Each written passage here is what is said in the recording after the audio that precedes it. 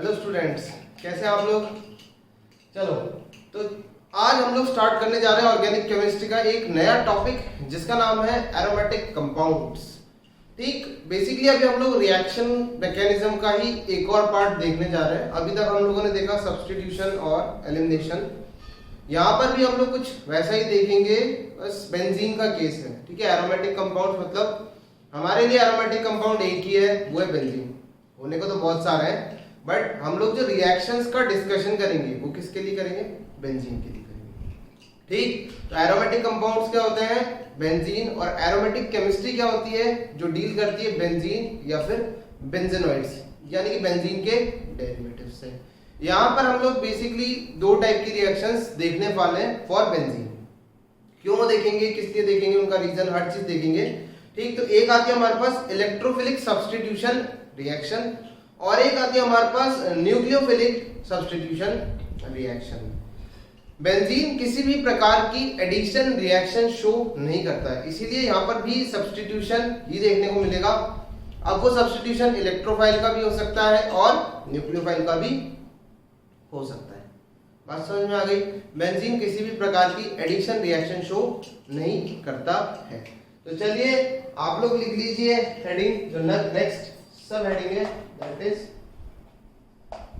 Aromatic chemistry. अगर topic का brief introduction की बात करना चाहूं तो सबसे पहले हम लोग बेसिक रिएक्शंस देखेंगे जिससे बेंजीन बनता है। ठीक है, हमारे पास कुछ बेसिक रिएक्शंस होती हैं जिससे बेंजीन बनता है, बेंजीन फॉर्म होता है। फिर उसके बाद हम देखेंगे कि बेंजीन किस टाइप की रिएक्शन देता है और क्यों, उसके पीछे अपन रीजन देखेंगे। फिर पर्टिकुलरली इलेक्ट्रोफिलिक सब्स्टिट्यूशन रिएक्शन जो कि इस चैप्टर का मेजर पोर्शन बनाती है। ठीक है, न्यूक्लियोफिलिक सब्स्टिट्यूशन रिएक्शन बहुत छोटा सा है, वो शायद आधे लेक्चर का भी नहीं, कुछ हाफ एन आवर का है, बहुत छोटा सा है क्योंकि उसमें कुछ है नहीं ज्यादा डिस्कस करने को। मेजर जो पोर्शन बनाती है वो होती है आपकी इलेक्ट्रोफिलिक सब्स्टिट्यूशन रिएक्शन। उसमें हम लोग देखते हैं हेलोजिनेशन। सबसे पहली क्या मतलब, बहुत सारी है, हेलोजिनेशन है, नाइट्रेशन है, सल्फोनेशन है। इसके बाद आ जाती है हमारी Friedel craft acylation, Friedel craft alkylation. ठीक, और भी अपने पास रिएक्शंस आ जाती हैं जो कि पार्ट होती है इलेक्ट्रोफिलिक सब्स्टिट्यूशन रिएक्शन का। क्लियर। फिर हम लोग देखते हैं न्यूक्लियोफिलिक सब्स्टिट्यूशन रिएक्शन। इलेक्ट्रोफिलिक बहुत बड़ा मेजर पोर्शन है और कंफर्म है कि इससे एक क्वेश्चन आएगा ही आएगा। इसी साल 2020 में जेईई मेंस का जो जनवरी वाला पेपर हुआ था, वहां पर भी यहाँ से डायरेक्ट एक क्वेश्चन आया था। मतलब रिएक्शन दे रखी थी और जो प्रोडक्ट बन रहा था उसके बारे में डिस्क्रिप्शन दे रखा था कि वो क्या होता है, मतलब यूज क्या है उसका। ठीक, तो प्रोडक्ट तो हम लोग यहाँ से बना लेते हैं, प्रोडक्ट तो हम लोग एरोमेटिक कंपाउंड से बना लेते हैं, बट उसका जो कलर था, मतलब जो इसका यूज था, वो किस तरीके का यूज देता है इंडस्ट्रियली, तो वो कलर डाई था, क्योंकि हम लोग देखेंगे, सॉरी डाई नहीं था, वो एक इंडिकेटर था। अपन अभी देखेंगे, बहुत कुछ है इस चैप्टर में। ठीक, तो चलो हम लोग हेडिंग डाल लेते हैं एरोमेटिक केमिस्ट्री। क्या हेडिंग है, हेडिंग है हमारी एरोमेटिक केमिस्ट्री। तो लिख लो, it is study of, heading डाल लो एरोमेटिक केमिस्ट्री, लिख लो it is study of, it is study of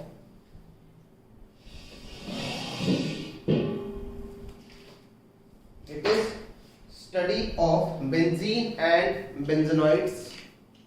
It is study of benzene and benzenoids, benzene and benzenoids, their physical and chemical properties, their physical and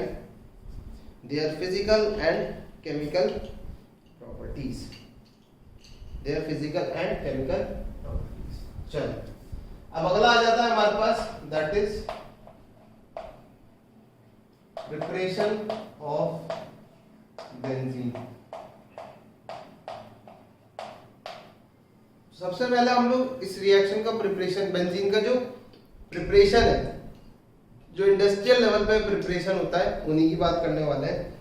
तो सबसे first है वो है हमारे पास, हम ले लेते हैं एन हेक्सेन। 1 2 3 4 5 हो गए ना, 1 2 3 4 5 और 6। यहाँ पर हम लेते हैं क्या, हेक्सेन। ठीक, इसको ट्रीट करते हैं हम लोग किससे, इसको ट्रीट करते हैं Al2O3 plus MoO3 plus chromium भी होता होगा Cr2 प्लस Cr2 और हीट करते हैं तो हमारे पास बन जाता है, क्या बन जाता है, बेंजीन। तो ये है N हेक्सेन से, किससे, N हेक्सेन से। चलो दूसरा आ जाता है, हम लोग बेंजाइन ले लेते हैं 3 मॉलिक्यूल। तो दूसरा आता है हमारे पास 3CH ट्रिपल बॉन्ड CH और इसको हम लोग ट्रीट करते हैं रेड हॉट आयरन ट्यूब के साथ। जब बेंजाइन को रेड हॉट आयरन ट्यूब के साथ ट्रीट करते हैं तो हमें यह मिल जाता है again.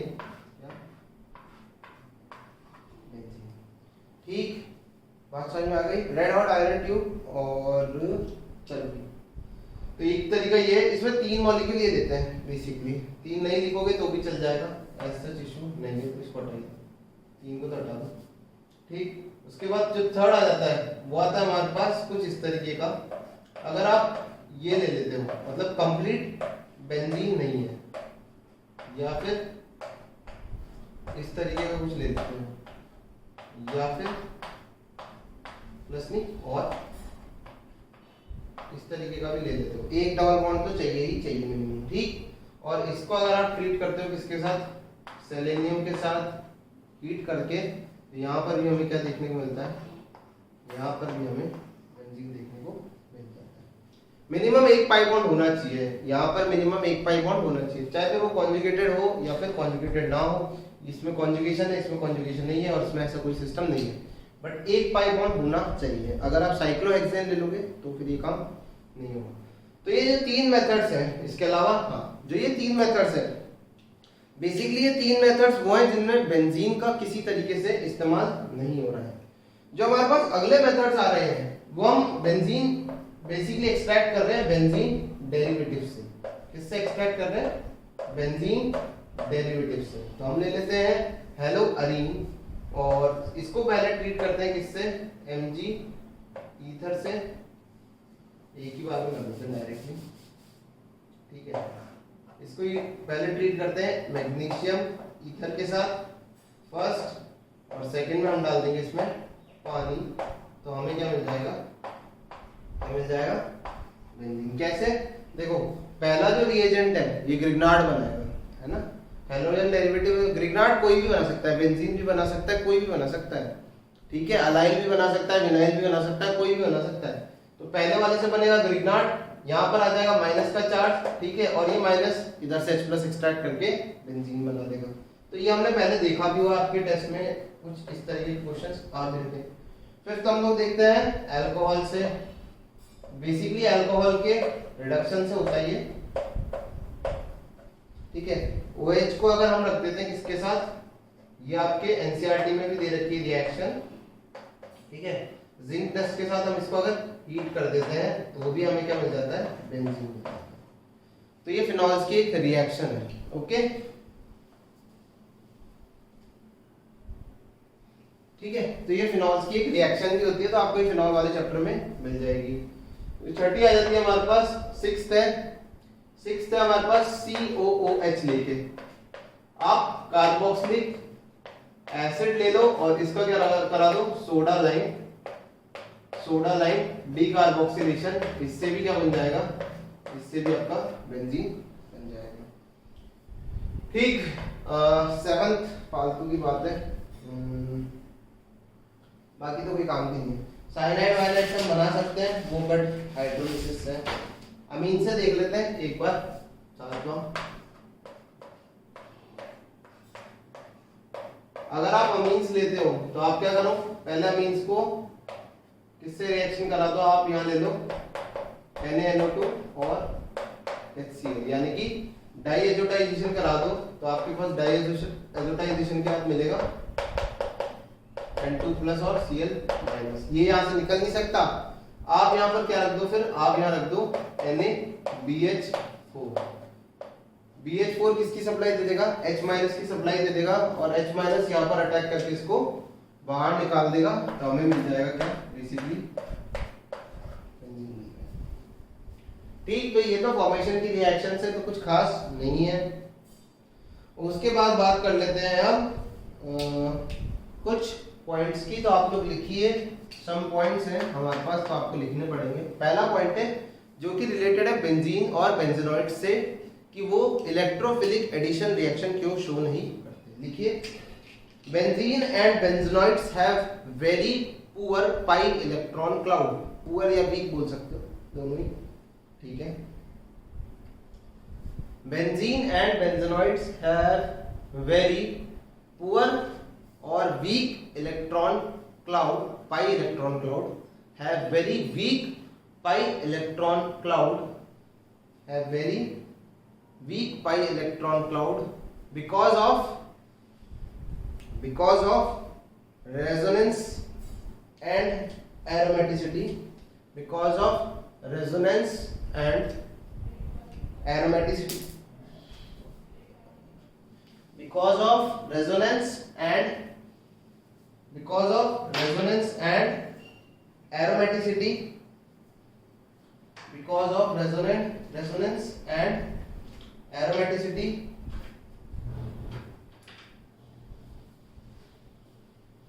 the pi electron cloud are not enough. The pi electron cloud are not enough. The pi electron cloud are not enough to attract electrophile, are not enough to attract electrophile, are not enough to attract electrophile and show electrophilic addition like alkene, and show electrophilic addition like alkene, and show electrophilic addition like alkene। तो जो यहाँ पर try electron cloud होता है benzene या बेंजीनॉइड्स, बेंजीनॉइड्स मतलब benzene के derivatives, जैसे ये सब बेंजीन के डेरिवेटिव्स ही हैं, ठीक है, बेंजीन से बनते हैं। तो बेंजीन से जो बनते हैं वो बेंजीन डेरिवेटिव्स। तो बेंजीन या बेंजीनॉइड्स जो होते हैं उनके केस में पाई इलेक्ट्रॉन क्लाउड जो है वो रेजोनेंस का पार्ट है। जो हमारा रिंग है, जो हमारी बेंजीन रिंग है, हमें पता है इसके अंदर क्या हो रहा है, इसके अंदर हो रहा है रेजोनेंस। क्या हो रहा है? रेजोनेंस हो रहा है। और साथ ही साथ में ये कंपाउंड कैसा है? एरोमेटिक है। कैसा है? एरोमेटिक है। एरोमेटिक है इसका मतलब हाईली स्टेबल है। तो बेसिकली आप पहले भी डिस्कस कर चुके हैं, बट एक और बार बता देता हूं। अगर आप ले लेते हो इस तरीके से बेंजीन को, ठीक, आपने क्या रख दिया? आपने रख दिया मान लो कुछ इस तरीके का इलेक्ट्रोफाइल ENU टाइप का केस रख दिया। तो मान लो इसने इस पर अटैक करा, इसको बाहर निकाला, और क्या होगा? हमारे पास इलेक्ट्रोफाइल जुड़ जाएगा, मतलब यहाँ आ जाएगा प्लस का चार्ज है, या इलेक्ट्रोफाइल जुड़ गया। फिर क्या हुआ? आपका NU माइनस आया, वो इससे जुड़ गया, क्या बन गया? इस तरीके का बन गया, E और NU बन गया, है ना, बना लिया। अब देखो यहाँ पर जो ये रिंग थी पहले एरोमेटिक थी, जो आपका प्रोडक्ट है वो नॉन एरोमेटिक है। जो हमारा प्रोडक्ट है वो कैसा है? नॉन एरोमेटिक है। जो हमारा प्रोडक्ट है वो कैसा हो चुका है? नॉन एरोमेटिक हो चुका है। एरोमेटिक से non aromatic, highly stable compound से अनस्टेबल कंपाउंड। इसीलिए ये रिएक्शन पॉसिबल नहीं होती, इसीलिए ये रिएक्शन पॉसिबल नहीं होती। क्यों? क्योंकि यार अगर आप प्रोडक्ट देख रहे हो तो वो नॉन एरोमेटिक है, जबकि रिएक्टेंट कैसा था? एरोमेटिक है। ठीक, तो इसकी एनर्जी ऑब्वियसली बहुत कम है और उसकी एनर्जी बहुत ज्यादा है। तो इसीलिए इलेक्ट्रोफिलिक एडिशन रिएक्शन शो नहीं करते। कौन? बेंजीन या बेंजीनॉइड्स। ओके, चलो आगे बढ़ते हैं हम लोग। इसके अलावा जैसे हम लोगों ने ब्रोमीन वाटर टेस्ट पढ़ा था Br2 वाला, कि कौन डीकलराइज कर देगा, तो अल्कीन और अल्काइन Br2 को डीकलराइज कर देते हैं, Br2 वाटर को। ठीक है, वाटर मतलब पानी नहीं है, Br2 लिक्विड अगर आप लेते हो तो ब्रोमीन वाटर को डीकलराइज कर देते हैं अल्कीन और अल्काइन। बट अगर मैं इसके लिए लिखना चाहूं तो benzene can not, you can't decolorize, can't decolorize bromine water. ठीक है, बेंजीन बेंजाइन लिख दिया मैंने, बेंजीन और बेंजेनॉइड्स भी लिख देना, ठीक है। दोनों ही तरीके से यहाँ पर हमें Br2 वाटर के साथ किसी भी प्रकार की रिएक्शन देखने को नहीं मिलती है ना। इसका मतलब ब्रोमीन ऐड नहीं होगा क्योंकि वो एक इलेक्ट्रोफिलिक एडिशन रिएक्शन थी। अगर बात करते हैं हम अल्कीन की, जैसे ले लो CH2 डबल बॉन्ड CH2, अगर हमने इस पे Br2 डाला था तो हो गया था CH2Br और CH2Br। This was a electrophilic addition reaction. हमें पता चल चुका है कि benzene electrophilic addition reaction show नहीं करता है, benzene electrophilic addition reaction show नहीं करता है, इसीलिए वो Br2 वाटर को भी डिकलराइज नहीं कर पाएगा। क्लियर है मेरा पॉइंट? चलो अब आगे बढ़ते हैं। तो बेंजीन किस किस टाइप की रिएक्शन शो कर सकता है? देखो अभी अपन ने लिखा था benzene can show two types of reaction, या 3 भी लिख सकते हो। बेसिकली रेयरली वाली बात है, कैन शो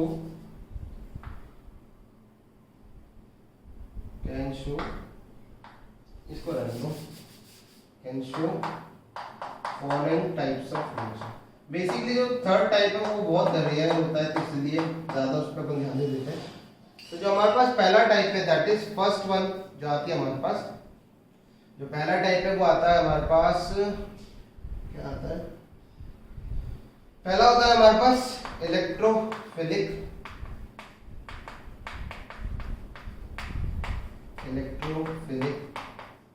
सब्स्टिट्यूशन, ठीक, इलेक्ट्रोफिलिक सब्स्टिट्यूशन रिएक्शन, बेंजीन और बेंजेनॉइड, ठीक है। ऑटोमेटिकली कंसीडर करके चलना है कि बेंजीन एंड बेंजेनॉइड्स की ही बात कर रहे हैं, ऐसे आधे दोनों की बात नहीं कर रहे। Let me change, okay. दूसरा आ जाता है हमारे पास दूसरा आ जाता है हमारे पास न्यूक्लियोफिलिक सब्स्टिट्यूशन रिएक्शन, और थर्ड आ जाता है rarely show free radical reaction, ठीक है। इसको पढ़ते नहीं है तो इसको पढ़ते नहीं है, बट इन दोनों को पढ़ते हैं, तो ये दोनों बहुत इंपॉर्टेंट है। इसके अलावा इनमें भी ज्यादा इंपॉर्टेंट इलेक्ट्रोफिलिक सब्स्टिट्यूशन है, क्योंकि मेजर पोर्शन यही बनाएंगे और क्वेश्चन जो मैक्सिमम आने की प्रोबेबिलिटी है वो इससे है, इससे बहुत रेयर है, छोटा मोटा टाइप है जो मैं बता ही दूंगा, बट इलेक्ट्रोफिलिक सब्स्टिट्यूशन से क्वेश्चन आने की प्रोबेबिलिटी बहुत ज्यादा है, तो हम लोग उसी पे ज्यादा फोकस करेंगे। चलिए आगे बढ़ जाते हैं हम लोग, फटाफट से इसको कॉपी कर लो, आगे बढ़ते हैं।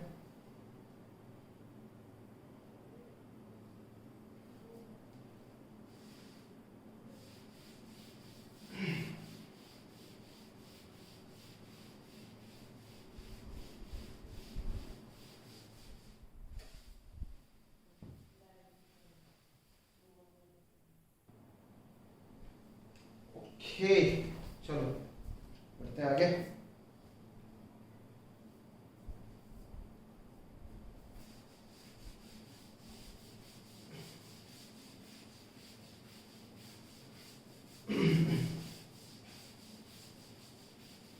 एक पॉइंट है उसको लिखना है, उसके बाद देखते हैं। सिंस लिखो, इसके बाद पॉइंट लिखो, since the pi electron cloud of benzene, since the pi electron cloud of benzene, since the pi electron cloud of benzene is weak,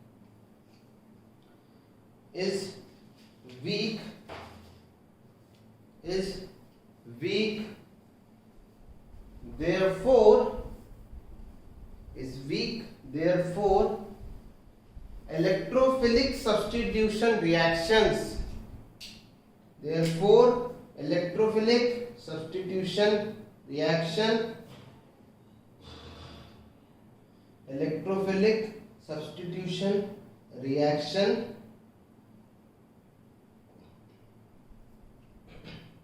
electrophilic substitution reaction occurs in presence of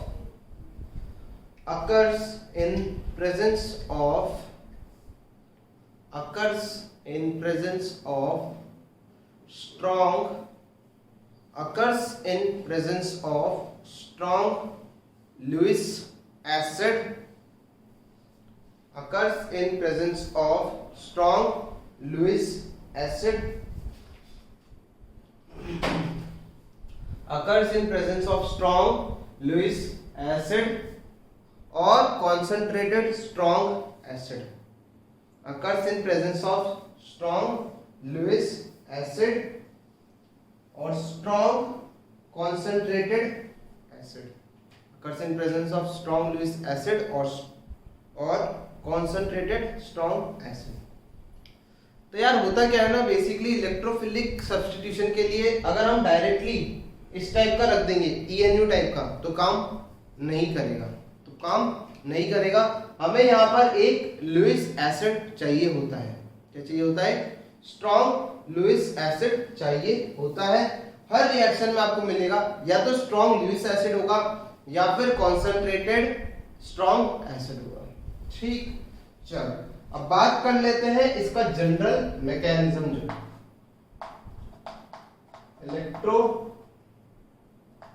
electrophilic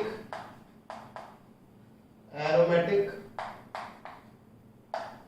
substitution. क्या? Substitution. Okay, electrophilic aromatic substitution. तो होता क्या है, basically हम लोग रह लेते हैं यहाँ पर बेंजीन। क्या लेते हैं भाई? यहाँ लेते हैं बेंजीन।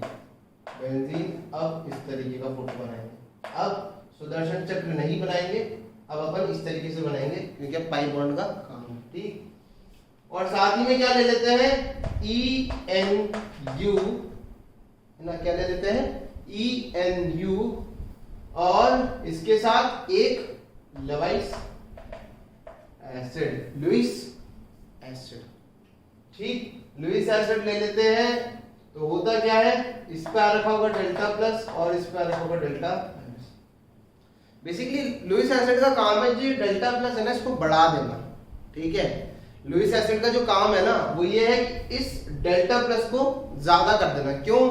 क्योंकि देखो बेंजीन अपना इलेक्ट्रॉन जो क्लाउड है उसको आसानी से डोनेट तो नहीं करने वाला है। रीजन हमने देखा अभी यहाँ पर कि इसका रेजोनेंस और एरोमेटिसिटी के चलते हैं। तो ये डोनेट कब करेगा? जब आपका डेल्टा प्लस की वैल्यू बहुत ज्यादा होगी या इलेक्ट्रोफिलिक नेचर इलेक्ट्रोफाइल का बढ़ेगा। तो ये इस पर अटैक करेगा, ये इसको बाहर निकाल देगा। इस रिएक्शन का यही क्या होता है? RDS। क्या होता है? RDS होता है। क्या बन जाएगा बताइए तुम्हें? क्या बनेगा?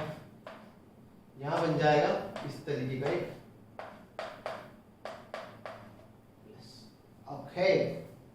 ओके, बात समझ में आ गई? इस रिएक्शन का क्या होता है? ये RDS होता है। इस पे हाइड्रोजन भी है। ठीक, अब अगर इसके बारे में बात करूं,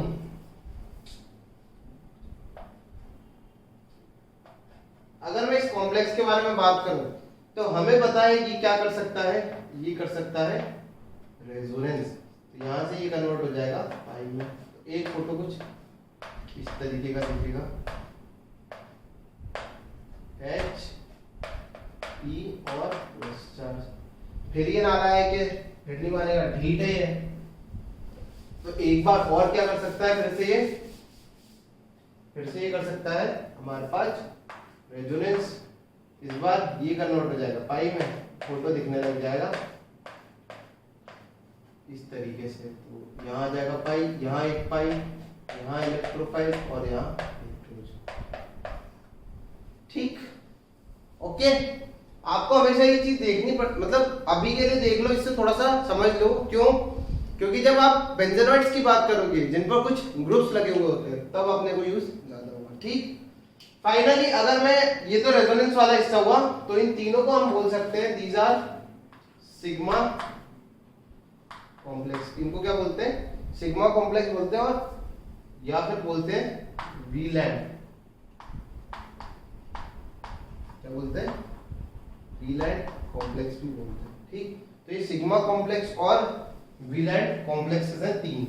इन्हीं की स्टेबिलिटी से पता लगाया जाता है कि जनरली रेट या फिर किस तरफ से कार्बोकेटाइन बनेगा, कहाँ कार्बोकेटाइन बनेगा, वगैरह वगैरह, इन्हीं से बात करी जाती है। ओके, चलो आगे बढ़ते हैं। उसके बाद ये हो गया हमारे पास, तो रिएक्शन तो खत्म भी तो करनी है। यहां पर आएगा कौन? आपका न्यूक्लियोफाइल, यहां से इस हाइड्रोजन को घसीटेगा और फिर से इसको किस में कन्वर्ट कर देगा? पाई में। बेसिकली किस में कन्वर्ट कर देगा? पाई में कन्वर्ट कर देगा। और पाई में कन्वर्ट करेगा तो क्या हो जाएगा? हाँ, क्या हो जाएगा? इस रिंग की जो एरोमेटिसिटी है, ठीक है, ये वाला जो मूवमेंट है ये मैंने रेजोनेंस के लिए दिखाया था, तो दोनों को एक साथ मत दिखा लेना वरना गड़बड़ हो जाएगी। वो रेजोनेंस के लिए दिखाया था और वो रिएक्शन का लास्ट स्टेप है। ऑब्वियसली ये कौन सा स्टेप होगा रिएक्शन का? ये हमारे पास रिएक्शन का फास्ट स्टेप। कौन सा स्टेप होगा? Fast step. क्लियर है? अब इसको इलेक्ट्रोफिलिक सब्स्टिट्यूशन क्यों बोला, वो भी समझ लो। प्लस यहां पर आप NaOH लिख सकते हैं। ओके, अब इसका इलेक्ट्रोफिलिक सब्स्टिट्यूशन क्यों बोला वो समझो। देखो H+ निकला, क्या हुआ? एक तो इलेक्ट्रोफाइल आया और दूसरे इलेक्ट्रोफाइल को निकाल दिया। सर दूसरा इलेक्ट्रोफाइल कौन है? अरे H+ है ना, हाइड्रोजन को निकाल दिया, H+ को निकाल दिया। वो दूसरा आपके पास क्या है? न्यूक्लियोफाइल है, दूसरा न्यूक्लियोफाइल है। बात समझ आ रही है? दूसरा क्या है? वो दूसरा क्या है? न्यूक्लियोफाइल है, सॉरी इलेक्ट्रोफाइल है। H+ क्या हमारा दूसरा इलेक्ट्रोफाइल है, तो एक इलेक्ट्रोफाइल आया E, उसने एक दूसरे H+ इलेक्ट्रोफाइल को हटा दिया, तो इलेक्ट्रोफिलिक सब्स्टिट्यूशन। सिंपल। ठीक, यहां पर इसने अपनी एरोमेटिसिटी वापस से हासिल कर ली। यहां तक बात समझ में आ गई? यहां पर इसने एरोमेटिसिटी वापस से हासिल कर ली। चलो उसके बाद बात कर लेते हैं कुछ पॉइंट्स के।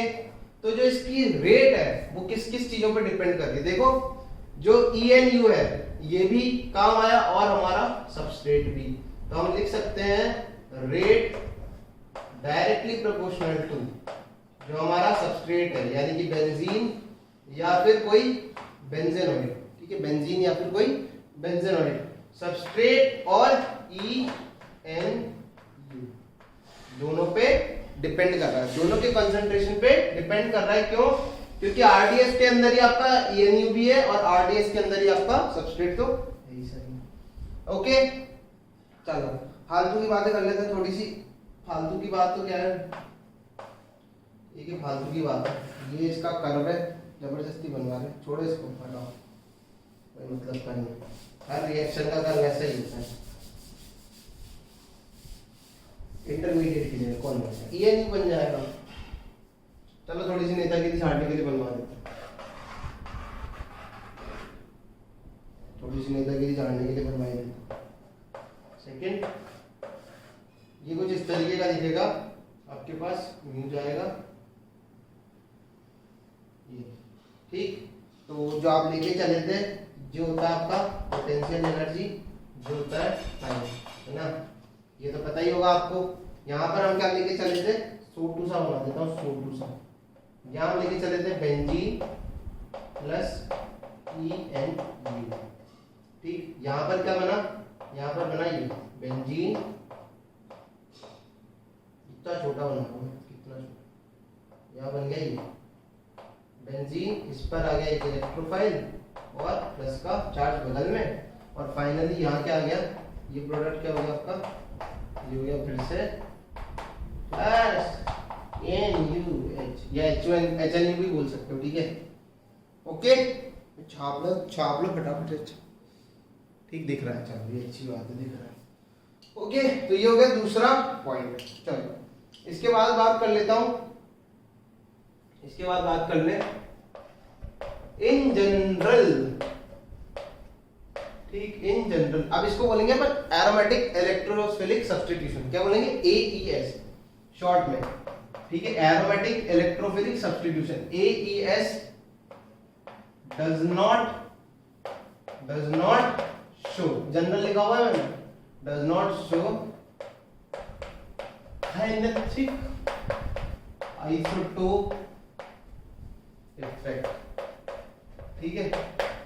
इन जनरल AES जो होता है वो काइनेटिक आइसोटोप इफेक्ट शो नहीं करता है। उसका रीजन भी आप समझ सकते हो क्यों, क्योंकि हाइड्रोजन कौन से स्टेप में निकल रहा है, हाइड्रोजन निकल रहा है सेकंड स्टेप के अंदर, जो कि हमारा फास्ट स्टेप है। इसका स्लो स्टेप या RDS से कोई लेना देना नहीं है, क्योंकि काइनेटिक्स जो बात होती है, काइनेटिक आइसोटोप इफेक्ट हमने लास्ट क्लास में भी डिस्कस किया था।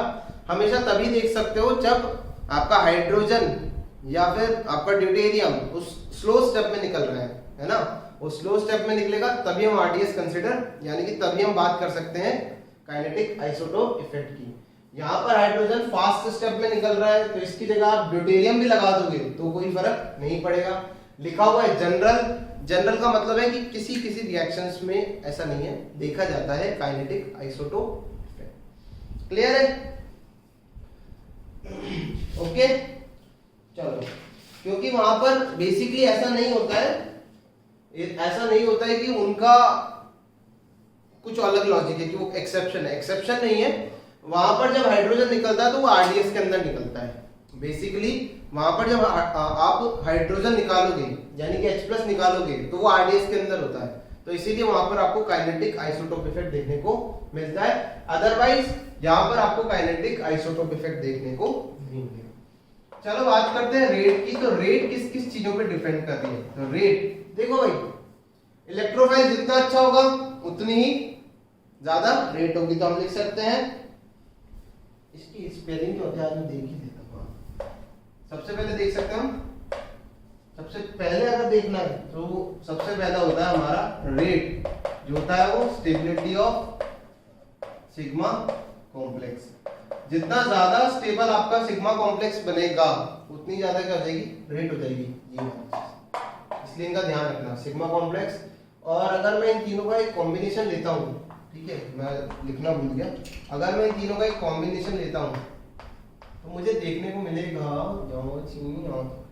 इस तरीके का कुछ, इस तरीके का हमें कुछ देखने को मिलेगा। और इसके अंदर आ जाएगा डेल्टा प्लस, जहां पर आपका इलेक्ट्रोफाइल कुछ यहाँ पर है, हाइड्रोजन यहाँ पर। क्लियर? इतना सा देखने को मिलेगा।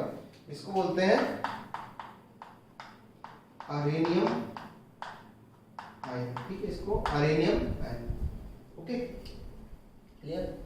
तो रेट हो जाती है स्टेबिलिटी ऑफ सिग्मा कॉम्प्लेक्स पे। और जो अगला है वो क्या है? देखो भाई, पाई अपना इलेक्ट्रॉन क्लाउड डोनेट कर रहा है ना, पाई अपना इलेक्ट्रॉन क्लाउड इलेक्ट्रोफाइल को डोनेट कर रहा है। तो जितना अच्छा डोनर होगा, क्या होगा, जितना अच्छा डोनर होगा, यानी कि क्या बोल सकते हो, न्यूक्लियोफिलिसिटी ऑफ बेंजीन। ध्यान रखना, nucleophilicity of benzene. Of ring बोल सकते हो, ठीक है, आप इसको बेंजीन मत बोलो, आप इसको रिंग बोलो, बेंजीन। और फिर आ जाता है हमारे पास लास्ट भैया इलेक्ट्रोफिलिसिटी, क्योंकि इलेक्ट्रोफाइल एक्सेप्ट भी कर रहा है तो इलेक्ट्रोफिलिसिटी। जितना अच्छा इलेक्ट्रोफाइल होगा उतनी ज्यादा रेट ऑफ रिएक्शन होगी। ठीक, चलो इसके बाद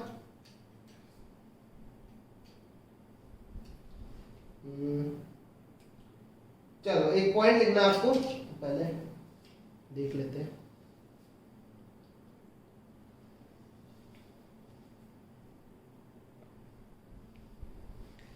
पॉइंट लिखो, ये कॉपी करके यहां तक कॉपी करो, इसके बाद पॉइंट लिखो, कॉपी करके फटाफट से एक पॉइंट लिखो।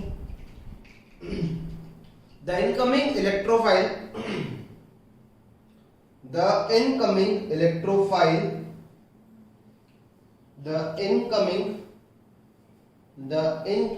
electrophile द इनकमिंग इलेक्ट्रोफाइल, ये बनाना नहीं है, ये मैं बना रहा हूं फिलहाल।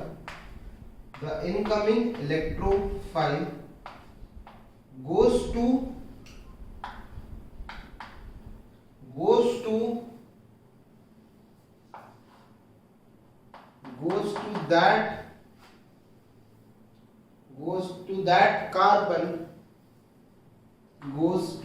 that carbon where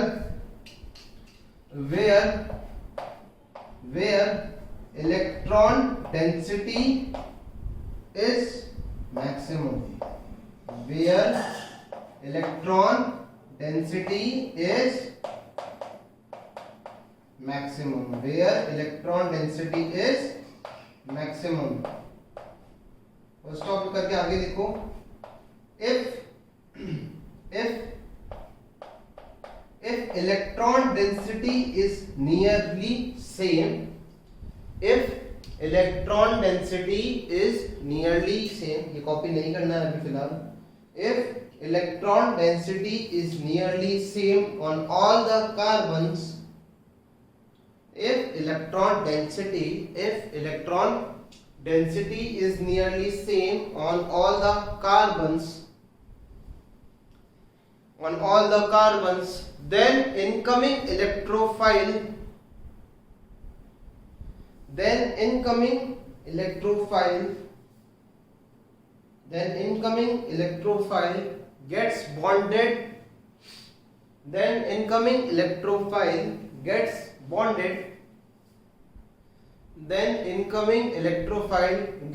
gets bonded, in such a way,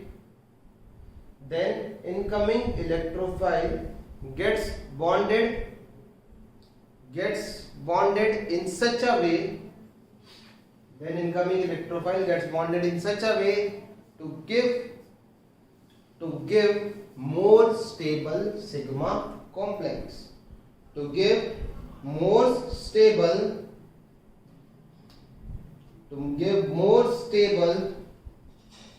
sigma complex. ठीक, लिख लिया। उसके बाद ये कॉपी करो और इसमें से आप बताओ कि कौन सा वाला सही है। ये उसी चीज से रिलेटेड है, मैंने भी लिखा है, उसी स्टेटमेंट से रिलेटेड है। बेसिकली वहां पर ये बोला गया है कि अगर सारे कार्बन, देखो वहां जुड़ेगा जहां पर इलेक्ट्रॉन डेंसिटी सबसे ज्यादा होगी। अगर इलेक्ट्रॉन डेंसिटी मान लो सेम है तो फिर वहां पर जुड़ेगा जहां पर सिग्मा कॉम्प्लेक्स स्टेबल बनेगा। तो यहाँ पर आपके पास ये क्वेश्चन है, तो आपको बताना है कि कहां जुड़ने की जो टेंडेंसी है वो ज्यादा है। ठीक, इन दोनों में से एक ही सही है, तो आप चेक करो किसको, क्योंकि यही क्या है आपका, यही आपका कौन होता है, सिग्मा कॉम्प्लेक्स है। यही कौन है आपका सिग्मा कॉम्प्लेक्स है। तो आपको चेक करना है कि कौन सा सिग्मा कॉम्प्लेक्स ज्यादा स्टेबल है। जो सिग्मा कॉम्प्लेक्स ज्यादा स्टेबल होगा वही आपका आंसर होगा। ओके, चलो, तो इसमें से कौन सा गलत है और कौन सा सही है? ये वाला गलत है? नहीं यार, ये वाला हमारा सही है और ये वाला हमारा गलत है। क्यों? अगर आप यहाँ पर रेजोनेटिंग स्ट्रक्चर्स बनाते हो दोनों जगह पर, तो इस पाई का इस प्लस के साथ अभी फिलहाल कोई रेजोनेंस नहीं है, जबकि इस प्लस का इस पाई के साथ रेजोनेंस है। या फिर आप ऐसा बोल सकते हो, इसके जब रेजोनेटिंग स्ट्रक्चर बनाओगे, देखो बना के देखने पड़ेंगे, मैं तो ऐसे बोल सकता हूँ, सिर्फ हवा में बता सकता हूँ, क्योंकि वो जो मेरे को तो पता है, आपको बना के देखने ही पड़ेगा। अगर आप यहाँ पर रेजोनेटिंग स्ट्रक्चर्स ड्रॉ करते हो तो आपको दिखेगा कि यहाँ पर 2 बार बेंजीन रिंग आई है, कंप्लीट बेंजीन रिंग। यहाँ पर आपको दिखेगा कि 2 बार कंप्लीट बेंजीन रिंग आई है। 2 स्ट्रक्चर्स ऐसे होंगे जिनके अंदर बेंजीन रिंग होगी। बेंजीन रिंग मतलब एरोमेटिसिटी कंपाउंड की बनी होगी।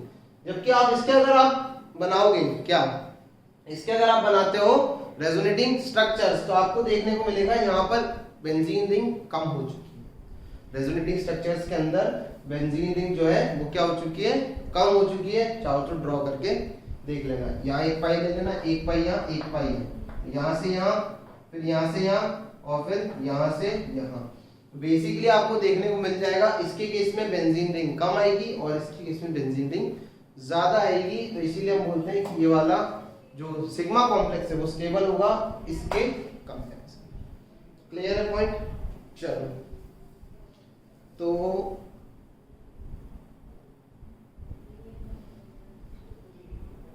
ओके तो यहां पर देखा जाता है, इसको बोल सकते हैं हमेशा अपन क्या, अल्फा